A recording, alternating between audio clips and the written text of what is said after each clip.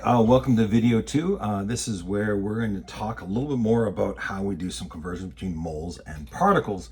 And let's just pause for a moment and talk as if we're friends, because one of the things we talked about last video was the idea of a dozen. A dozen is equal to 12, but there is no unit that's applied after that. A dozen can be 12 anythings. So I want to use the dozen as an example of how we can use the mole later on in this lecture. So let's pull your notes and go to video number 2. And clearly when we go, what is a dozen? Wouldn't we all feel pretty comfortable saying, well, 1 dozen is equal to 12, right? Now that is a conversion factor, because every time we have two values that are equal to each other, we have a conversion factor. So couldn't we also then do, if we wanted to, couldn't we write 1 dozen on top of 12, and wouldn't that be the same as writing 12 on top of 1 dozen? For those of you having a little bit of a convulsion and a shiver because it takes you back to conversion factor land, yeah, we are doing conversion factors here.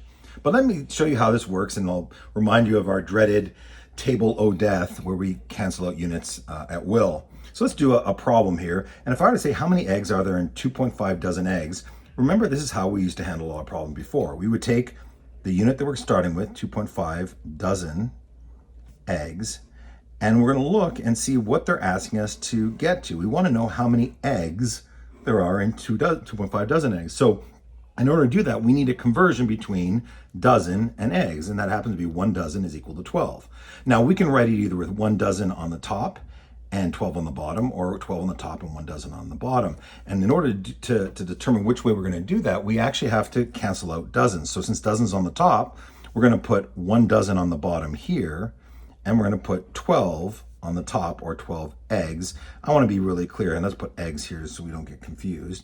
And then math happens. We multiply 2.5 by 12, and we end up with 30 eggs. Pretty straightforward, right? Similarly, if we had 100 roses, and this time we're like, hey, I really need to know how many dozens there are, would you all agree that, again, aren't there 12 roses for every 1 dozen roses? We just haven't put the ending on here, right? So couldn't we go 12 roses on the bottom, and then couldn't we put 1 dozen roses on the top? I don't know why roses with a Z, you know, the Canadian spelling, right? That would allow us to cancel out roses, and wouldn't we end up with dozen on the top? And if we do 100 divided by 12, as you know, math happens, we'd end up with 8.33 dozen roses. Now you may wonder, why did I, roses again with a Z, roses. Now why did I stop with 3? Ah, yes, the dreaded sig figs. If we take a look here, do you see how we had 100 decimal, which means we had 3 significant figures in this? Now, 1 dozen is equal to exactly 12, so these are called exact numbers right here. So they're not going to limit how many numbers we have in our answer. So typically, when in doubt, we go to the number of significant figures that, I should put a decimal here, that we had to start with. And remember, whenever we have trailing zeros following a whole number, if there's a decimal, all those zeros count. That's why we have 8.33 dozen roses here. Let's talk about a mole. So first of all, up above, and I don't know how clearly you can see it, probably on yours on a better printer, and with more light you can see this better, but in each of these 3 cases, we have a mole of particles. Here we have a mole of water particles, here we have a mole of copper particles, and here we have a mole of salt particles. Now, it should be known that different particles have different names. For example, whenever we're dealing with water, water is a molecule. So instead of saying we have 1 mole of water particles, we say 1 mole of water molecules. If we have atoms like carbon or like copper, we say we have 1 mole of copper atoms. And here we have, and this is interesting, whenever we have ionic compounds, which this is what this is, ionic compounds, this is NaCl, that's what salt is. Anytime we have an ionic compound, instead of calling them molecules or atoms, we actually call these formula units. So I kind of put this down in your notes here. So let's jot this down together here. So we say that we have a molecule whenever we have a covalent bond between 2 or more atoms, like H2O. We say we have an atom, or if we have a bunch of atoms together, we call that an element. whenever we have an individual atom. Anything we have on the periodic table, we call those atoms. So if I said I had a mole of carbon or a mole of zinc or a mole of lead, we're talking about atoms of zinc because that's what they are. And lastly, whenever we're dealing with ionic compounds, we call those formula units. Now, these are the most common terms that we use with the mole. So we say 1 mole is equal to 6.022 times 10 to the 23rd blar. We typically use the molecule, the atom, or the formula unit in here. Also, we can use. So let's take a look at the next page here, and we're going to solve a prototypical problem of what do we deal with T-Rexes. So let's say I had 3.5 moles of T-Rex, and I want to know how many T-Rex that actually is. Now, again, don't we know that 1 mole is equal to 6.02 times 10 to the 23rd anythings? Now, in this case, we're not dealing with moles or molecules or any of those things, those lame things we just talked about a second ago. We're now dealing with cool things like dinosaurs. So we can say 1 mole of dinosaurs is equal to 6.02 times 10 to the 23rd. And why stop with just any dinosaur? Let's go to the king of all the dinosaurs, the T-Rex. So if I start off with 3.5 moles of T-Rex and I want to know how many T-Rexes there are, shouldn't we just start off with our table? And we go 3.5 moles. Notice how I eliminated the E there because, again, that's the way we can write our units for mole. 3.5 moles of T-Rex, and we set it up in our little table.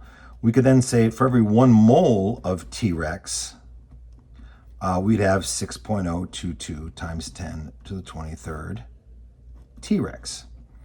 Now, then math happens, and once math happens, we end up with this, 2.107 times 10 to the 24th T-Rex.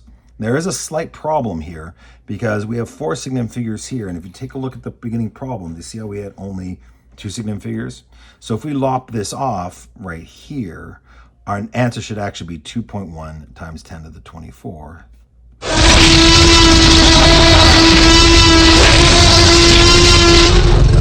time. So let's flip it for the problem. So let's say we come across 151,000 Triceratops, which feels like a lot of Triceratops, particularly in the metropolitan Houston area. If I want to know how many moles there are in that, we could set up the problem again, because as long as we have this go-to conversion of 1 mole is equal to 6.022 times 10 to the 23rd anythings, we can put anything in this spot. Now, in this case, we're going to just put Triceratops in there. So let's start off with our problem like we normally would, 151,000, pardon me, trikes. I'm going to abbreviate them because that's how I've done in the past. Trikes.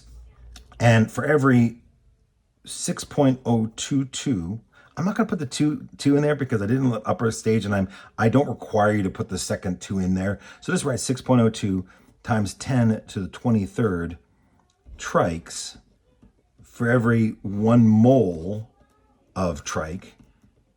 And if we do the math here, and I forgot to do this on the previous problem, see how trikes cancel out and we end up with moles of trike? Similarly, in the previous problem, I didn't do it either, but if you can go back there, see how moles of trike cancel out and we end up with just the unit T-Rex? So in this case here, we have to take the 151,000 trikes and divide it by 6.02 times 10 to the 23rd. And when we do that, we get 2.51 times 10 to the negative 20 moles. Again, notice we didn't put a little E in there because we hate E's. Trikes. Now, slight point of caution here. I've been using the fancy, I'll show you here, the TI Inspire. Mr. Miller allowed me to borrow that from him. And one of the things that I want to note here is that if you're using that calculator, you have to be really careful because sometimes when you put in exponents in here, if you don't put parentheses around these things, and you just go this divided by this, it'll take these 2 numbers and divide it and then put that to that exponent. So what that means is if I were doing it in a calculator, I would go this parentheses divided by this parentheses, and that would give you this number right here. Hopefully that helps. Now, Oddly enough, you're probably not going to see a whole lot of dinosaur problems in the next few weeks. So let's go to something that's more straightforward. Let's actually deal with the math that we're going to be seeing. And we are going to be seeing problems with molecules and such. So let's try a problem where we're dealing with, and your particular follow-along notes will already have corrected this, but we're starting off with 2.87 times 10 to the 29th molecules, I'm going to abbreviate that, molex, of CO2. Now, again, CO2 is a molecule. That's why we're calling them molecules of CO2. It doesn't matter if it had been a single atom like carbon, we would have called it an atom of carbon. Or if it had been NaCl, we would have called it formula units of NaCl. But we want to figure out how many moles, and again, we're going to be using the same exact conversion over and over again. How we set it up, and again, I'll put it up here just so you have it in front of you, is 6.02 times 10 to the 23rd of anything. So if we have 1 mole is equal to 6.02 times 10 to the 23rd molecules, can't we set this up in here so the molecules can cancel out and we end up in moles? I'm going to go ahead and do that. 6.022 times 10 to the 23rd molecules of CO2 for every 1 mole of CO2. And the molecules will cancel and we'll end up with moles. When math happens, we'll end up with 4.77 times 10 to the 5th moles of CO2. If you got in your calculator originally, if you just punched it in, you might get this, 476,744. I did all these in advance. That's the number I got on my calculator. I'm like, I can only have 3 significant figures because this has only 3 significant figures. So I went 1, 2, 3, 4, 5 places to the left. Remember the old lefty largy that we learned way, way, way back? Yeah, that's how we ended up with this. So let's try a different one. Now let's start with moles of carbon. And see how they're asking for atoms because carbon's an atom. Here they're talking about molecules because CO2 is a molecule. So if we go 4.23 moles of carbon and I want to convert to atoms, couldn't I go 1 mole of carbon is equal to 6.022 times 10 to the 23rd atoms of carbon? Again, I'm just taking this and I can always put either this on the top or this on the top, depending on what I want to cancel out. And since I wanted to cancel out moles, I ended up having to put 1 mole on the bottom and 6.022 times 10 to the 23rd atoms on the top. 1 mole of carbon cancels here. And when I multiply these two things out, and incidentally, the only unit that's left standing is atoms, which is what I was looking for, the number I end up with is 2.55 times 10 to the 24th atoms of carbon. So these are just a few examples. I want you to try a couple of examples that we're going to put in. And then when you see the video later on with the homework, I'll expect you to be able to do something similar like this as well. I hope this has been helpful. Look forward to seeing you in class. Thanks. Bye.